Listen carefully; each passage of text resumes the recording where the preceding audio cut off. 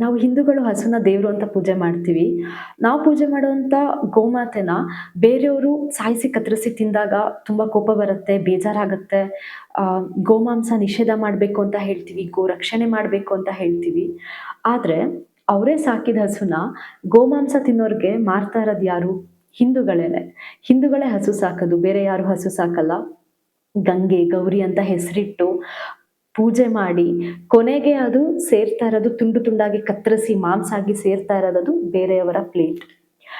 ಪ್ರತಿಯೊಂದು ಹಬ್ಬ ಅಂತ ಬಂದಾಗ್ಲೂ ಸಂಕ್ರಾಂತಿ ಯಾವುದೇ ಹಬ್ಬ ಆಗಲಿ ತುಂಬ ಚೆನ್ನಾಗಿ ಅಲಂಕಾರ ಮಾಡಿ ಹಸುಗಳಿಗೆ ದೇವ್ರ ಸ್ಥಾನ ಕೊಟ್ಟಿರ್ತಾರೆ. ಮತ್ತೆ ಹಸು ಸಾಕಿರೋರು ಹಸು ಜೀವನ ಪೂರ್ತಿ ಅವ್ರಿಗೆ ಹಾಲು ಕೊಟ್ಟಿರುತ್ತೆ, ಆದಾಯ ಬಂದಿರುತ್ತೆ ಅವ್ರಿಗೆ, ಅವ್ರ ಮನೇನ ಹಸುನೇ ಸಾಕಿರುತ್ತೆ.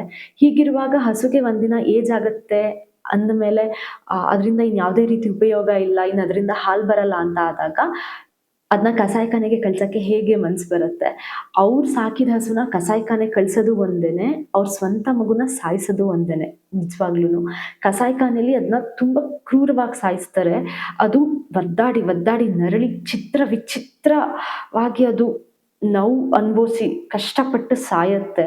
ಸಾಯುವಾಗ್ಲೂ ಅದು ಅವ್ರು ಸಾಕಿದವ್ರನ್ನ ಅದು ತುಂಬ ನೆನಪು ಮಾಡ್ಕೊಳ್ಳುತ್ತೆ. ದಯವಿಟ್ಟು ಯಾರೂ ನೀವು ಸಾಕಿದ ಹಸುನ ಕಸಾಯಿಖಾನೆಗೆ ಕಳಿಸ್ಬೇಡಿ. ಅದು ಸಾಯೋ ತನಕ ದಯವಿಟ್ಟು ಅದನ್ನ ಪ್ರೀತಿಯಿಂದ ಚೆನ್ನಾಗಿ ನೋಡ್ಕೊಳ್ಳಿ.